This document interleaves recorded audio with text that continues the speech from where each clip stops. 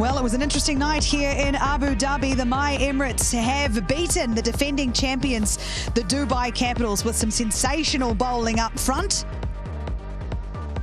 led by that man there. 3 wickets for just 28 runs, and the batting, it was quick and it was powerful. Wasim was brilliant, and then backed up beautifully by the captain, Kieron Pollard. There are fewer sweeter sights than when Kieron Pollard gets a hold of one. And boy, did he tonight.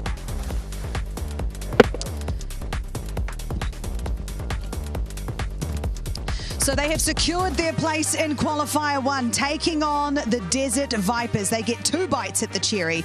As I said, they won by 8 wickets. You can see contributions, but not really enough for the Capitals tonight. Pollard brilliant with the bat, and Banton supported him nightly.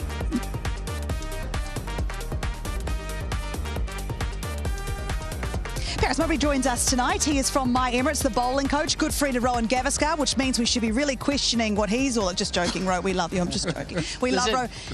Santa's given you a present today, Santa Ro. Oh, Ro gave me some presents for my children because he's a beautiful human being. So no wonder Paras has decided to be friends with him. Made from my wife. A little plug-in for her company. You didn't tell me your wife made them. I would have started with that. Ian Bishop on the end there, who's delighted to be talking about children's pyjamas, joins us here. Paras, first of all, congratulations. Great to get that win. Great to get the spot in Qualifier 1.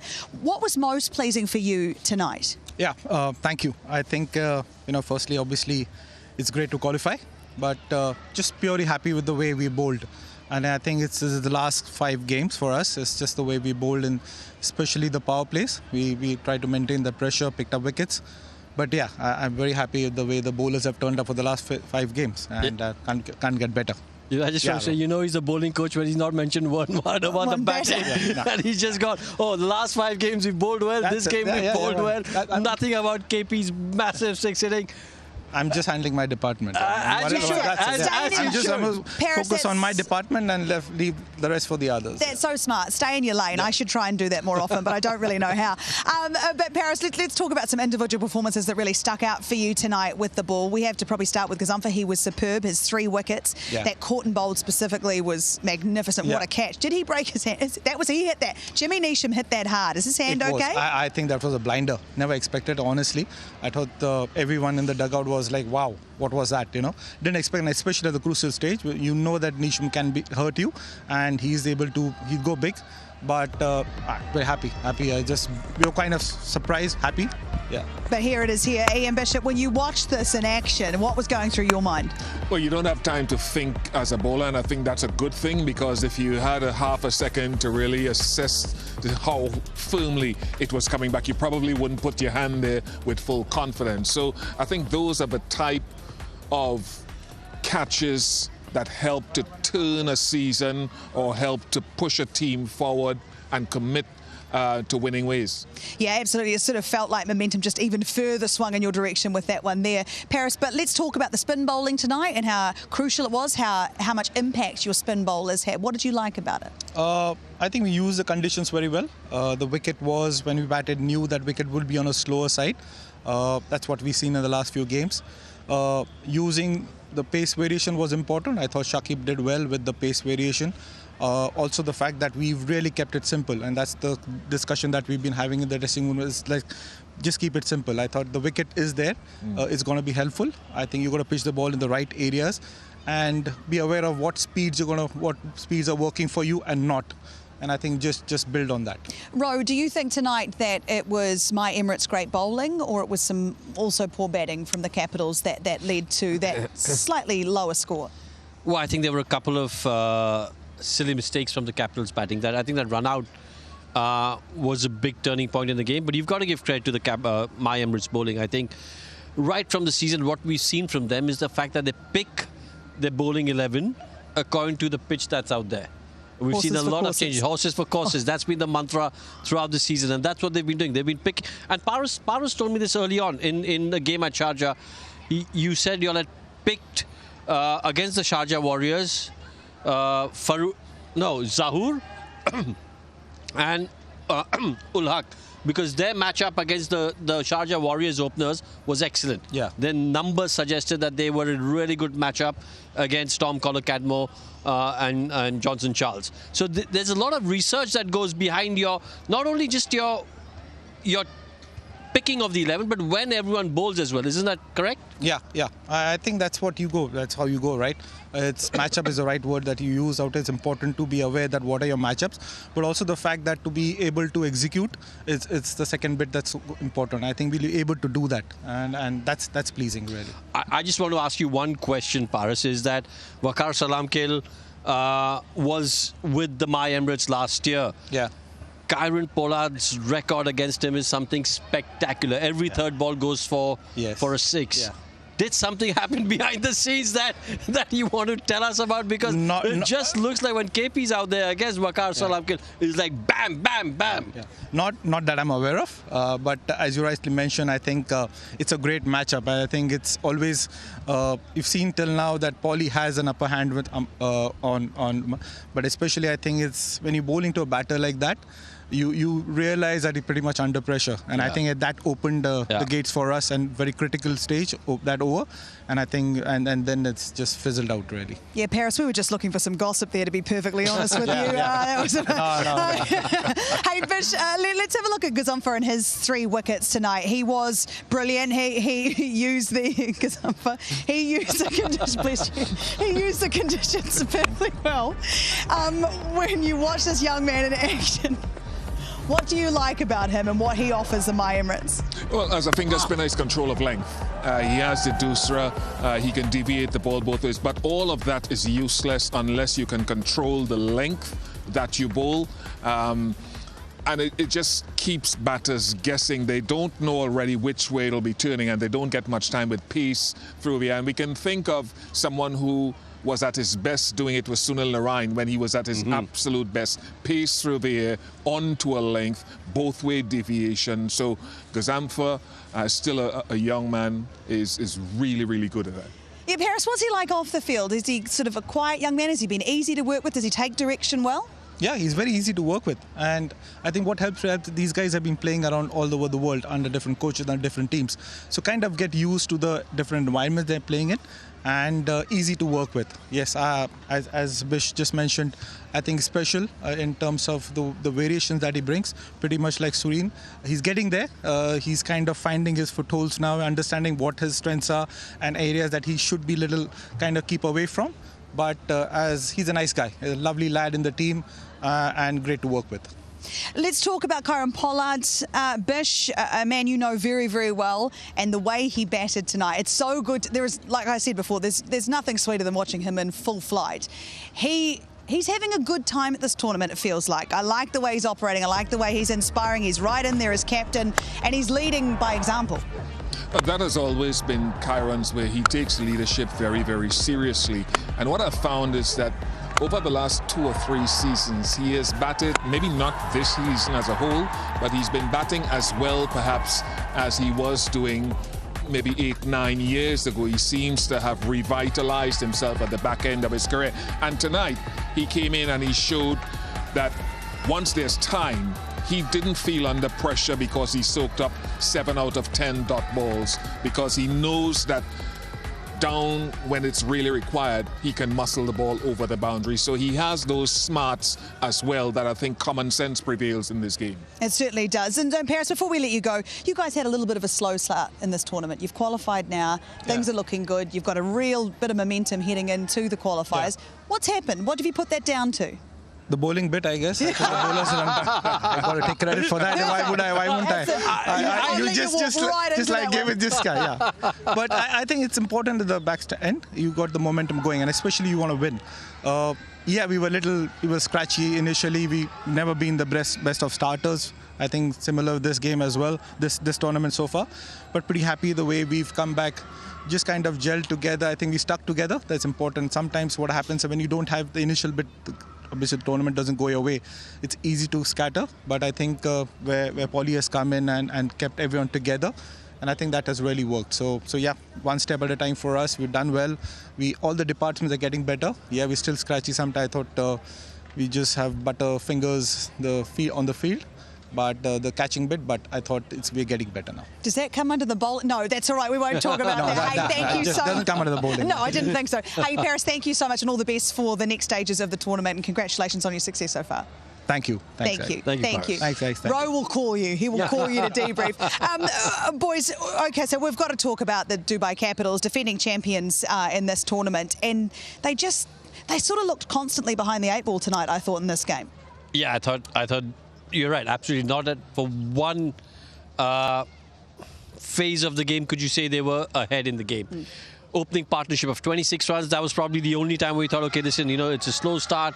Can they kick on from here? Can they get to about 150, 160, which on this surface would have been very competitive. But they just kept losing wickets at regular intervals, no real partnership. And then even when they came out of bowl, I mean, it wasn't a big score that they were defending. As you can see on there, just wickets falling, regular intervals. I thought the spinners for my Emirates bowled really well.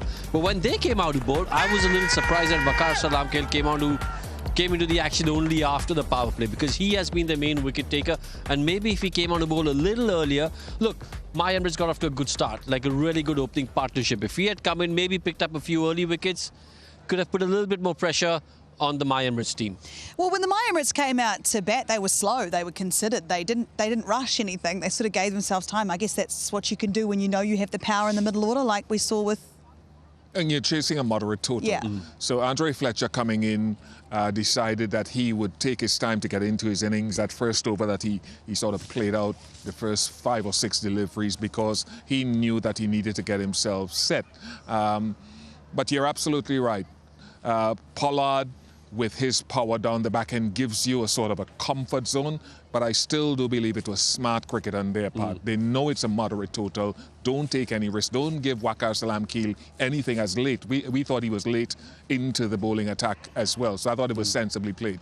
So do the Capitals then need to be concerned, because their power that they bank on, Rovman Powell, Jordan Cox actually in the last wee while, they're under an immense amount of pressure to score a bulk of the runs because they keep sort of failing or not doing as well as they should be at the top. Yeah, but I mean, just if you have a look at this game in particular, it's a bad day in the office. They were outplayed in every department, so you've got to be thinking, if you're part of that Capitals camp, okay, listen, it's a bad day in the office. Ideally, it's come at a time when if they'd won the game, you get into the top 2, you have 2 bites of the cherry to get into the final. So it was, in a sense, a crucial game from that perspective. But you've already qualified. You've got to now hope that, listen, this one bad day's out. We are into in the top 4. Hopefully we get on a run. We don't have another such day. And hopefully we can put in better performance. Batters like Rovman Powell, who are crucial, like you said, to the fortunes of the Capitals, will be coming good. We know what a quality player he is. He's got the role to play which Karen Pollard does for my Emirates. So look, again, I think, they're a strong side, but they will be sitting in that dressing room dissecting what's happened today, saying, listen, we need to improve on these fronts. These are the areas where we were seriously not good. What can we do to get better in the knockout games? And if you're going to have a bad day at the office, this is probably the day to have it. All right, we want to announce our winners. Our Z winners. The Visi Smart TV presents Jawal Dikal in Ampao contest for the previous match. So a huge congratulations to all of these winners you can see on your screen here. There are quite a few, so hang on. You've shown amazing Jawal and winning exciting rewards from Visi Smart TV, a smart TV that has it all, the youth entertainment brand. Do not miss your chance in the next match, because Visi Smart TV Jawal Dikal in Ampao, that will be happening in the next match as well, so do not miss that. OK, we're going to take a short break here in Abu Dhabi, and when we come back, we'll have a quick wrap-up of this match and look forward to the next. We'll see you soon.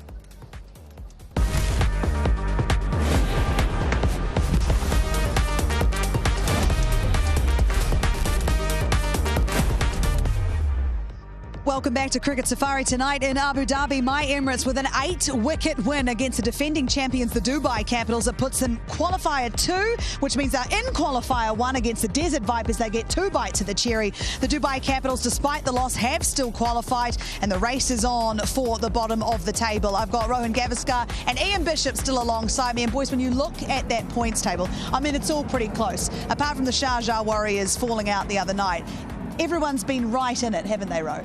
Well, look, that's the beauty of 4 teams qualifying in a 6-team league. You're always in with a shout. Abu Dhabi Knight Riders, we've got to say they haven't played the best cricket in this tournament, but there's an excellent chance they win tomorrow and they're in the top 4. Giants, on the other hand, started the tournament off really well. I think they won the first 3 games. And after that, they've just fallen off a cliff. So look, it's dear, oh dear, the poor old Giants. Yeah, well, look, I mean, you think about it. You win the first 3 games, that's where you get your 6 points, and then you're stuck on 6 points. So it's a bit of a mystery as to how they haven't got more points on board. But it just set up for a nice little sort of league game, last league game, to see who gets into the top 4. I'll tell you what, if ADKR get into the top 4, and from there on they'll be thinking, listen, we haven't played really good cricket, but we're in the top 4. If we can just raise our level, play better cricket, because they've got some quality players in that side. Who knows what can happen? They can surprise us all, end up being winners of the DP World ILT20 Season 4. Who would have thunk it? But Bish, none of us. None of us. We're getting a bit far ahead of ourselves. I've got to qualify first. But Bish, the 3 of us have been here for all 4 of the seasons, and you've just arrived. You've been in my hometown for a bit. When you've come and you've watched some of these games, what have you thought of the quality and the changes in the tournament? What growth have you seen in it so far? Well, the UAE players are certainly, they've moved from let's get one of them in because we have to play 1 or 2 of them, to guys taking centre stage now. Mohammad Wasim has always been their top player, right? So let's put him apart. But you're getting bowlers coming in now and bowling crucial overs. Maybe the batters still have to step up, but that's the real growth that I have seen. Even guys who are coming from the USA, from Scotland, they're also making impacts. I'd like to add something here. I think the real growth, as Bish said, has been the performances of the local players. But what I'd really like to see is 3 local players playing instead of 2. And I'll tell you why. Because at the moment, with 6 teams and you've got 2 players playing, that's basically your first 11 of your national side playing, who are pretty darn good as it is. Now, what you want to really do is build your bench strength, build the other players, give them that experience, those who aren't playing international cricket as often. So that's, if you have 3 players playing in every side in 6, that's 18 players. So you've got a pool of 18 players getting experience in this tournament. So I'd like to see 3 UAE players.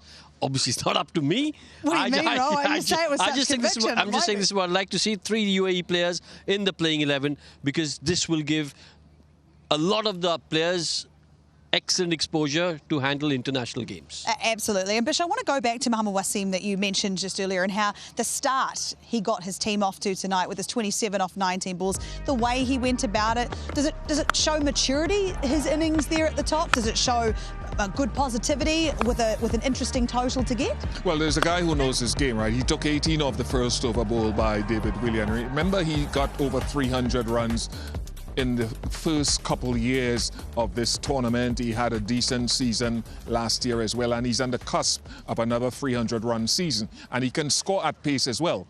Once he got 18 off the first over, Andre Fletcher didn't feel under pressure. He could still afford to negate 5 or 6 deliveries and then maybe on ball 8 or 9 charge down the wicket. So with Puran not here, with Bairstow not here, Mohammad Wasim has always been important, but I think that goes up a notch now. Certainly does. Let's find out a little more about him.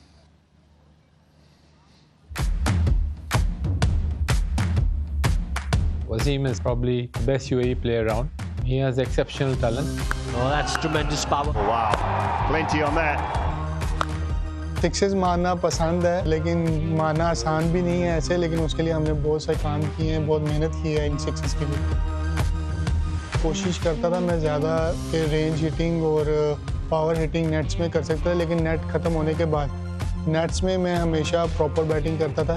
Spinners के लिए मैं sixes मारने के लिए जाता था, क्योंकि मैं फील लेता था कि स्पिनर को मैच में भी आप कैसे मार सकते हैं। लेकिन फास्ट बॉलर के लिए मैं थोड़ा प्रॉपर खेलने के लिए देखता था, और जब नेट ख़त्म होता था लास्ट 15-20 मिनट, फिर हम अपनी पुश ड्रिल्स करते थे। This is the tournament that actually brings him to life. And he smashed it for 6. That's a fine shot from Wasim. Lots of muscle involved in that shot. पहले 2 season मैंने attacking भी खेला, match की situation के साथ भी खेला। Last year मैंने इतने रन्स नहीं बनाए। मुझे ऐसा लग रहा है कि last year extra attacking cricket खेलने की कोशिश की, जो कि मुझे लगता है जिधर उस टाइम पे ज़रूरत नहीं थी। आई होप कि इस साल भी जो पहले 2 सीज़न जिस तरह खेले हैं उससे भी बेहतर खेलने की कोशिश करेंगे। इस साल मुझे ये पूरी उम्मीद है कि एज अ ओपनर अपनी टीम के लिए कितने ज़्यादा से ज़्यादा रन्स कर सकूं, ये नहीं कि 20-30 करके आउट हो गए। That's a fine shot for Wasim. Leading up to the T20 World Cup, it's a great tournament for him to actually excel again. हम लोग सब चाहते हैं कि 4 जनवरी को हम लोग फाइनल खेलें, तो मैं चाहता हूं कि जैसे मैं रन्स करूं उस वजह से हम लोग 4 जनवरी को फाइनल खेलें।